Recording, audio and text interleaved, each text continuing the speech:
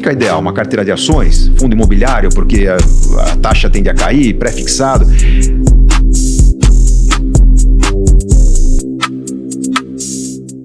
Quando a gente fala em investir, vem na nossa cabeça sempre a meta que é: vou acumular um dinheiro para quando eu chegar aos 60 anos poder usar.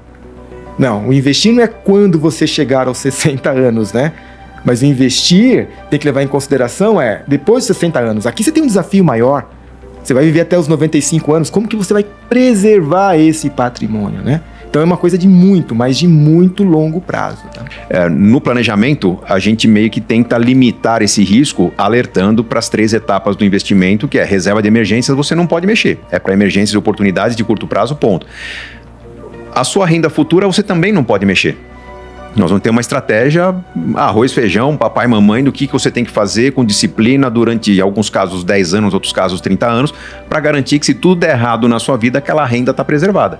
E a gente vai permitir aos nossos clientes que assumam riscos, e riscos de empreender, de negócios, de imóveis, de novos mercados, dentro de projetos específicos que a pessoa está apostando. Mas eu tenho 1 milhão de patrimônio, só 50 mil num projeto inovador. Nesse caso, só 50 mil, porque você é muito ambicioso na construção de outros sonhos. Então, a estratégia da pessoa que ajuda a limitar. O melhor método é aquele que vai te manter como investidor pelo maior prazo possível. Isso. Porque a recompensa ela virá no longo prazo, no final das contas. Ele até cita, logo no começo do livro, o caso de um frentista e faxineiro, que era o James Reed, que ele chegou ao final da vida dele, morreu, se eu não me engano, com 92 anos, e o pessoal se surpreendeu porque ele morreu deixando uma herança de 8 milhões de dólares. Aí ele doou uma parte, ele virou um filantropo. Se você busca na Wikipedia, tá lá: frentista, faxineiro e filantropo. Doou para uma biblioteca, doou para um hospital e deixou uma parte para os seus herdeiros. Enquanto outras pessoas que tiveram muito mais educação, que tiveram muito mais oportunidades na vida, morriam sem deixar nada. Ele até compara o caso do James Reed com o caso de um executivo chamado Richard Fusconi, que saiu na Forbes. Um cara que ganhou muito dinheiro, mas ele quebrou na crise de 2008. Sim. Ele fala assim: olha o quanto o mercado financeiro é maravilhoso, né? Você tem um faxineiro que conseguiu um desempenho melhor do que o cara que era economista formado por uma universidade da Ivy League.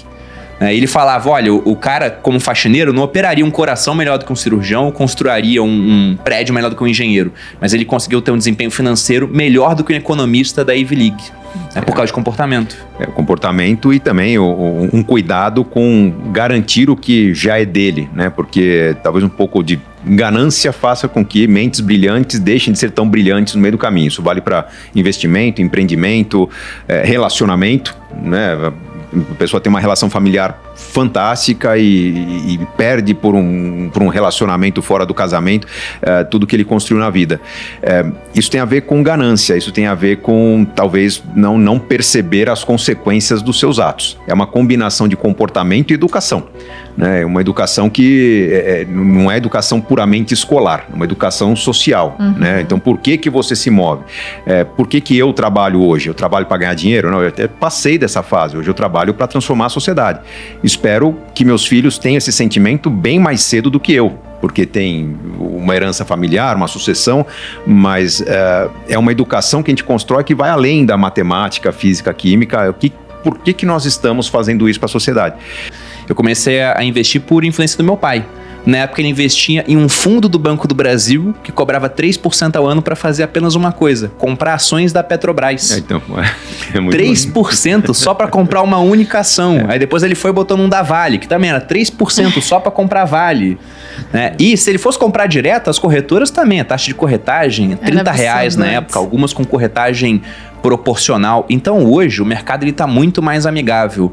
Só que justamente por isso muita gente entrou, mas fez besteira. Vocês têm uma abordagem específica? Como é que vocês pensam? Quando eu sei quais são os sonhos da pessoa, quando eu sei quais são os riscos que a pessoa tem de curto e de longo prazo, né, o risco de envelhecer que a gente mede pela curva de vitalidade financeira. E o risco de curto prazo tem a ver com empregabilidade, se a renda é estável, se a pessoa é profissional liberal ou não, se depende ou não do emprego.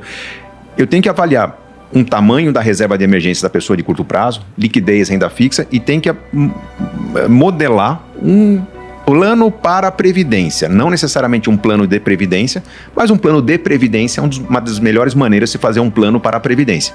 Uma estratégia, uma carteira que você vai acumular de maneira disciplinada ao longo do tempo e obter os benefícios fiscais, tributação mais baixa, enfim. Nesses dois extremos, acho que já um bom consenso no mercado de quais são as melhores soluções. A dificuldade está no meio. Nós, como planejadores, a gente não pode chegar para a pessoa e falar para ela, faça isso, faça aquilo. Não vai funcionar. A gente usa a ciência exata para dar recomendações. E com recomendações, mostrando, orientando e dando essas etapas, né, percorrendo essas etapas de forma gradativa, a pessoa ela vai experimentando. Tá? Então, por mais que você tenha uma carteira recomendada, essa é a carteira recomendada para o seu, não o seu perfil conservador, mas o seu perfil, Gustavo Cerbasi, filhos, família, 49 anos, estou entregando o Gustavo aqui. É esse perfil que a gente olha. E quando você pega e cruza, né, o asset allocation de perfil conservador, tem ainda um caminho para o Gustavo chegar naquilo que seria o recomendável, porque a gente está olhando o perfil. E hoje, perceba, a gente tem tecnologia que poderia fazer com que esse tal de suitability, né, que é fazer esse matching entre o perfil, né, de tomada de risco do Gustavo e o portfólio. A gente tem tecnologia para trazer todos esses outros aspectos comportamentais que vão muito além de você responder um questionário ali, sair uma pontuação e falar, você tem propensão a risco que te leva a um perfil agressivo. O planejador tem feito esse trabalho hoje. Acho que esse é o ponto principal de você ter alguém para te auxiliar nas suas finanças. Sim. Porque sozinho, ainda mais o cara que é iniciante, ele acaba fazendo muita besteira. Quando eu estou orientando pessoas que não têm condições de assumir a atividade de investidor, existem técnicas que são muito mais eficientes, como, por exemplo, investimento por objetivos. Quando a gente fala de investimento por objetivos, eu tenho que saber da pessoa se ela tem planos de fazer uma viagem para o exterior. Então, talvez o investimento em dólar seja oportuno.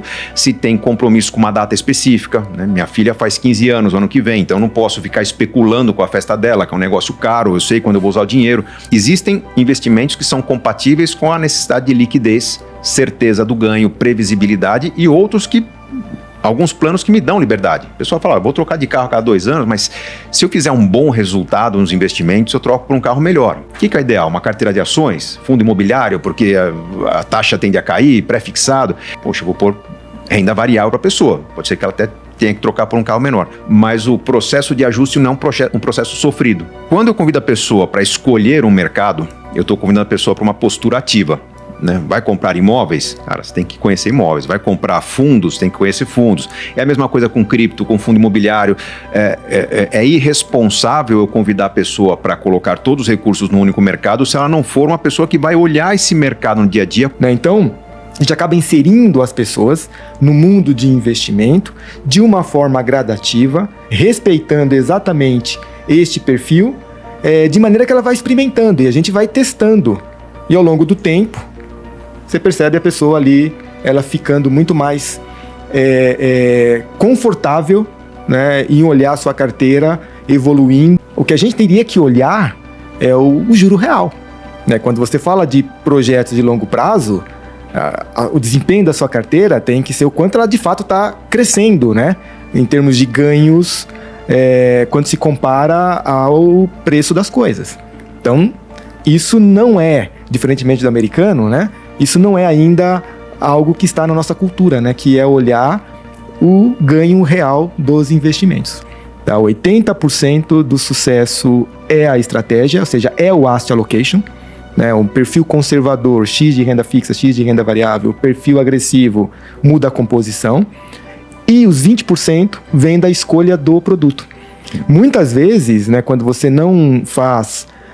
não monta a sua estratégia, porque você não tem tão claramente seus objetivos, uma das possíveis explicações, né, que você trouxe aqui, né, da pessoa ir lá e fazer o resgate, é porque o foco está muito no produto, esperando o retorno apenas do produto. A primeira oscilação que tem, ela vai lá e resgata. Quando você traz a pessoa para uma visão de carteira, já que estamos falando de 20% apenas do sucesso, né, 80% é carteira, se você tem uma carteira de fato diversificada, os produtos, eles vão ter uma correlação em que você vai ter produtos oscilando negativamente e outros positivamente, mas na composição você tem uma carteira positiva atravessando todos os ciclos econômicos, né?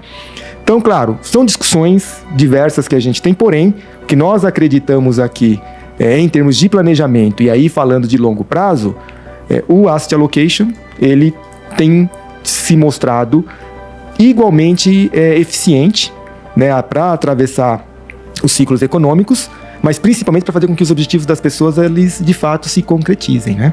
Até porque os extratos que a gente tem é tudo baseado nos benchmarks, que são muito mais voltados a desempenho frente a produtos, aí não estou falando daqueles 20%, do que de fato no que está no estratégico, que é a alocação, né, baseado em classe de ativo, que corresponde aos 80%. Né? Sob essa ótica, a gente vê o quanto que é generoso um título público que paga IPCA mais 5% ao ano. O governo está... Generoso não, porque na verdade o governo tem que ser atraente para o investidor, né? Se ele baixar os juros, ninguém investe. Mas como que esse ganho fácil realmente ele é irreal, ele sai caro para o país. Né? E o ideal é que esse ativo renda menos para que a economia possa entregar resultados melhores. Porque o que eu mais vi durante esse boom de educação financeira, que ele aconteceu meio que num movimento retroalimentado. Pessoas falando de educação financeira na internet e os investimentos com desempenho muito bom de 2016 até idos de 2021. E aí nessa parte o pessoal ficou imprudente, porque pensava, não, investimento é 100% em bolsa. É difícil achar um cara que fala 100% em bolsa agora que você tem uma Selic em 13,75%. Não, se você olha numa comparação, o pessoal pega sempre o CDI, né? Até mostra comparação de longo prazo, o CDI ganhando do Ibovespa. Mas o CDI não ganha de IPCA mais 6, por exemplo. Não. Pega um IMAB ali, ele acaba dando uma surra até no CDI. Só que nesse momento, até para o cara que quer investir pensando em exterior, você falou, poxa, é IPCA mais 5. Lá fora a taxa de juros está 5 também. Então hoje o investidor ele tem até a opção dele querer esse IPCA mais 5 e IPCA mais 6 aqui no Brasil, ou com a Fed Funds Rate em 5, dólar mais 5 lá fora. Então se o Brasil começar a baixar muito essa taxa, o pessoal sai daqui e vai investir nos Estados Unidos. Que lá fora, nos Estados Unidos, uma carteira diversificada, ela mostrou um desempenho melhor do que em exposições 100% à bolsa, por exemplo. E isso falando de bolsa americana, que, cara, é uma besta enjaulada com ódio, né, digamos assim. O negócio é difícil pra caramba de ganhar dele no longo prazo. Se lá fora é assim, com aquela taxinha de renda fixa baixinha e com a bolsa tendo um baita desempenho, imagina aqui no Brasil, que a gente tem uma renda fixa muito atrativa e uma bolsa que tem seus momentos, mas também tem momentos muito ruins. Se você pega a janela de 2009 a 2016... E eu sei que eu vivi bem isso, e eu vi os meus amigos no exército, eu tinha na época uns 30% em bolsa, falando, o homem é louco. Eu não tinha porquê, a bolsa ela caiu durante praticamente 6 anos, né? Teve muito papel que foi bem, mas o Ibovespa, ele acabou indo mal. Então aqui, com certeza, você tem muito mais benefícios ao ter uma carteira diversificada, com exposição a diferentes ativos, do que concentrando em uma coisa só. Como é que vocês pensam nessa relação? Porque geralmente quando tá dando certo, o cara quer sempre correr mais risco. Quando começa a dar errado, ele vira conservador. Mas aí vai vender num preço baixo. Que um perfil conservador você vai ganhar entre 5% e 6% ao ano. Moderado entre 7% e 8%, arrojado entre 8% e 10%. A tendência é que no longo prazo no Brasil a gente esteja construindo mais ou menos essa realidade em que o desempenho passa a ser mais conhecido. No mercado pequeno do Brasil de hoje, dos últimos anos, isso não era possível. Poucos investidores, pouca capilaridade, muita euforia, muito efeito manada, qualquer preço que era colocado no mercado, às vezes era comprado, às vezes não, dependendo do argumento que a gente está vendendo, e você não tinha um mercado com preços justos. Com o aumento do número de CPFs na bolsa e nos diversos mercados, né? A gente fala bolsa por vício, né? Mas os mercados estão se multiplicando. Mas o aumento do número de investidores, o aumento da educação financeira e a capilaridade, ou seja, a acessibilidade desses investimentos para mais pessoas, faz com que você tenha eficiência no mercado. E aí, para se diferenciar, sua alocação de investimentos para conquistar um desempenho interessante no longo prazo. E nessa diversificação, né, acho que é importante acrescentar que também tem o risco Brasil. E quando você coloca a diversificação, hoje é muito mais fácil, a gente tem muito mais acesso a reduzir esse risco Brasil fazendo alocação internacional. Hoje tem muitos veículos que te permitem estar, né, exposto ao mercado europeu, ao mercado americano, e aí, de fato, você trabalhar bem essa correlação. Né? Então, acho que a gente aproveita ou usa pouco isso também. Tem bolsa, compre ativos em dólar. Se a bolsa despencar, o dinheiro está fugindo e o dólar vai disparar. Então, você tem 80% bolsa, 20% dólar naquela fatia da carteira. Isso é quase que a lição de casa básica para você ter saúde financeira. Não, se alguém tem dúvida disso, bote um gráfico Ibovespa, dólar, você vai ver 2008 dólar disparando, 2020 dólar disparando. Então sempre que há um problema realmente grave no mundo, o que acontece é que o dólar ele vai subir e não é de escada, é de elevador, é de uma vez, vai lá para cima. Então ter alguma coisa descorrelacionada com o Brasil, né, seja um investimento, por exemplo, nos Estados Unidos, acaba sendo muito positivo para um portfólio. E aí, entrando numa parte que vocês citaram várias vezes aqui, que vocês dão muita importância pelo conteúdo até agora, que é a parte do comportamento. Porque vocês não deram uma solução pronta. A carteira é assim, ó, você tem a opção A, B e C, né? Não, é uma solução individualizada, porque cada indivíduo é diferente, vai ter planos diferentes, um nível de tolerância a risco. O que vocês acham que é um bom comportamento de um investidor? Temos que levar em consideração que a economia é cíclica, né? Que a maioria dos ativos vai ter momentos bons e momentos ruins. Quando está tudo muito depressivo, muito pessimista num certo mercado, geralmente é a hora de analisar os fundamentos do que há naquele mercado e escolher o que há de melhor. Crises acontecerão, e aí as pessoas que estão passando por um planejamento perceberão que os projetos de curto prazo estarão preservados e protegidos por ativos vinculados à Selic ou ao IPCA, e os projetos de médio e longo prazo, nos momentos da crise, dão aquela chacoalhada, né? Eu tive um certo valor em ações, em cripto, em fundos imobiliários que encolheu, mas esse valor é importante para mim para os projetos de médio e longo prazo. No momento que encolhe, eu não estou pressionado para realizar o resultado, porque não estou realizando esse projeto nos próximos meses. Então eu tenho a calma de revisar a carteira, estudar os fundamentos, trocar referências, às vezes fazer um resgate, aí você cria um provisionamento ali para compensação de tributos na mesma categoria, como aconteceria quando a pessoa tem tudo em ações, tudo em imóveis. De repente precisa do dinheiro, não tem liquidez, né? Ou o mercado está para baixo.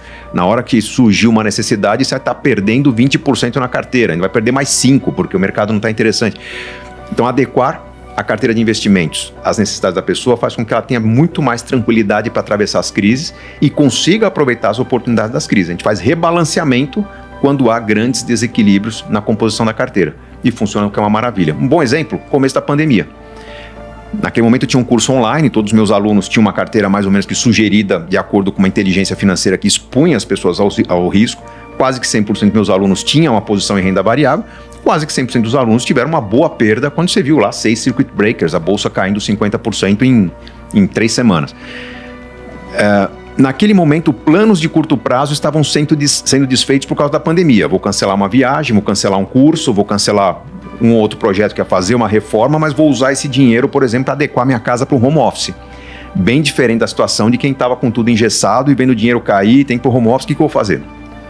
Os projetos de longo prazo, por exemplo, independência financeira, tinha uma simulação lá, 15 anos para acontecer, a bolsa caiu, foi para 25 anos a independência financeira, a pessoa não está feliz. Mas naquela queda, eu vejo que há o tempo suficiente para estudar daquilo que caiu, o que tem maior probabilidade de se recuperar. Não é manter a posição, né? Porque o buy holder sofre mais do que aquele que atenta para as oportunidades e eventualmente troca as posições. Puxa, estou perdendo 20% num ativo, compra outro. Lembra que na recuperação, na mesma categoria, você tem compensação de tributos e pega o que tem maior potencial. Então o que a gente faz? Rebalanceamento de carteira quando há grandes desequilíbrios, mas a carteira é muito conhecida de acordo com os sonhos que a pessoa tem. 85% é estratégia. O Goal-Based Investing, investimento por objetivo, dentro do quê? De uma carteira em que você vai fazer uma distribuição, renda fixa, renda variável, ou seja, montar esse asset allocation. Tudo leva a crer que, para longo prazo, asset allocation é o que mais funciona. Pelo menos no nosso trabalho aqui, né, Gustavo? A gente acredita nessa tese, né? Eu costumo até dizer, né? Eu sei que muita gente até questiona esse posicionamento, mas eu estou falando de coisas mais empíricas, né? A experiência tem nos mostrado que o papel do planejador financeiro é muito mais tratar vidas, ou seja, estou falando de ciências sociais e não a ciência exata, tá? Então, o planejador financeiro, o planejamento financeiro, ele não é uma ciência exata. Pode parecer contraditório, porque o lado da exata, de fato, até a tecnologia aqui, ela resolve facilmente. Mas essa ciência social, que tem tudo a ver com comportamento, né?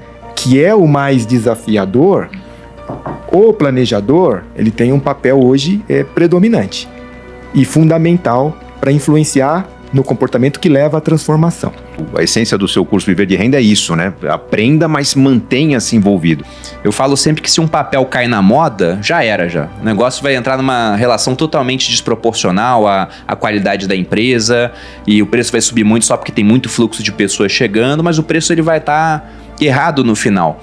Na hora que um ativo vem a mercado, um IPO, o fato de você ter informação clara sobre aquele ativo faz com que o investidor experiente precifique o preço justo daquilo. Então ele não vai pagar nem mais nem menos, porque tem muito investidor trabalhando e aquilo é regulado pelo próprio mercado. Então, citando a pandemia, eu lembro que nessa época eu tinha 2 papéis na minha carteira, um que estava indo muito bem, mesmo no começo da pandemia, e outro que estava indo muito mal e com uma tendência a ir pior ainda. Dando nome aos bois, era o Banco Inter e CVC. O Banco Inter eu fui vendendo ao longo da subida e a última parte que eu vendi eu tive 600% de lucro, desde o preço que eu tinha comprado. E antes que alguém pense, nossa, genial, ele subiu mais 600 depois que eu vendi. Acontece, né? E o CVC eu comprei em dezembro, depois que teve um problema de óleo no Nordeste. Vazou óleo lá, daí CVC foi afetada por isso, né? Pessoas cancelando a viagem. Então eu pensei, poxa, daqui a pouco, felizmente, essa situação vai estar resolvida e o pessoal vai voltar a viajar. Isso dezembro de 2019. Aí veio a pandemia. Aí ferrou mais ainda. Aí, logo no comecinho da pandemia, eu pensei, vou vender Banco Inter e tenho CVC aqui na minha mão. E eu tinha muito lucro em uma e já tinha um prejuízo de 40% na outra. O pessoal falava, não venda, é que tem prejuízo, né? Vender com lucro tudo bem, com prejuízo você segura até que um dia ela possa voltar. Não teria voltado até agora. Não. Na verdade, você tem a compensação de tributos. Exatamente. Você tem que sempre, quase que mensalmente, principalmente quem tem small caps e empresas que estão mais sujeitas à mudança da economia, mensalmente você tem que comparar o que você tem na carteira com o que o mercado oferece oportunidade. E não tem que ter dó de substituir, porque o que você está perdendo com uma, você tem um potencial de ganho muito maior. Nessa visão que a gente vê, puxa, mas o risco de mercado, o CVC, é uma fatalidade, ninguém previa uma pandemia, mas quem tem uma empresa como o CVC tem que ter ativos que sejam com correlação oposta, né? Que se a CVC perder, que compensa. Problema. Um bom exemplo também, recentemente se fala, Magazine Luiza, quanto que perdeu, né? Nossa, 80% de perda. Quando você olha uma janela de tempo, é 80% de perda.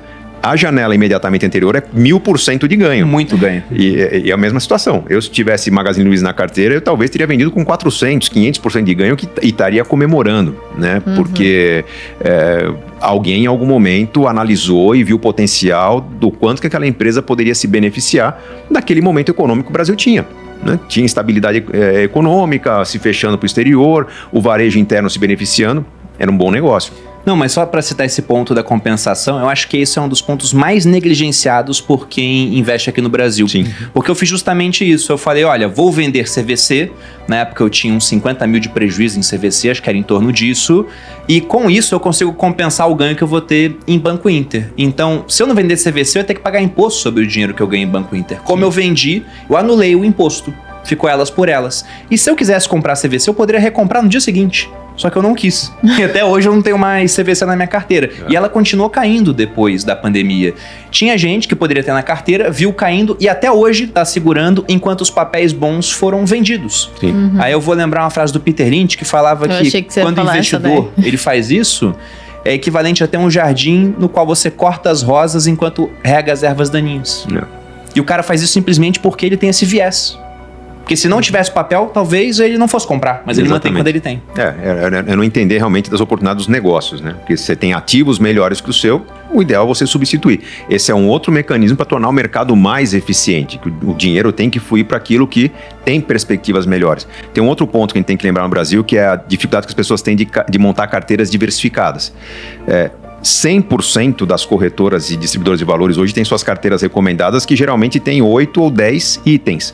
8 ou 10 fundos imobiliários, 8 ou 10 ações, 8 ou 10 criptos e o que as pessoas fazem? Elas pinçam, né? Não, mas aqui tem um upside aqui de 40%, outro upside de 30%.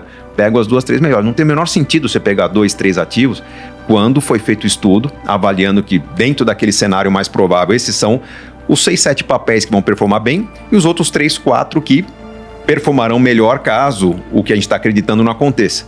Então, o que dá sentido para a carteira diversificada é justamente saber que você tem papéis que, nesse momento, não parecem bons, mas que se virar o cenário, você tem uma proteção, uma blindagem contra perdas. Então, esse ponto aqui da ciência social, que é o grande X aqui, que faz com que a gente tenha feito, faz com que a gente consiga gerar resultado com essa pessoa ao lidar com investimento, saindo do curto prazismo dos 2 anos, estou falando de clientes, né, que já estão conosco aqui há 6 anos, 7 anos, 10 anos, mas já com uma expectativa, né, de carteira para 30, 40 anos. Falta para a gente também uma referência do que é um bom retorno da carteira, né, porque aí a indústria coloca o benchmark CDI, Coloca o Ibovespa, predominantemente CDI, né? E olhar a sua carteira evoluindo, apesar dos ativos que compõem a carteira terem direcionamentos diferentes em relação ao mercado.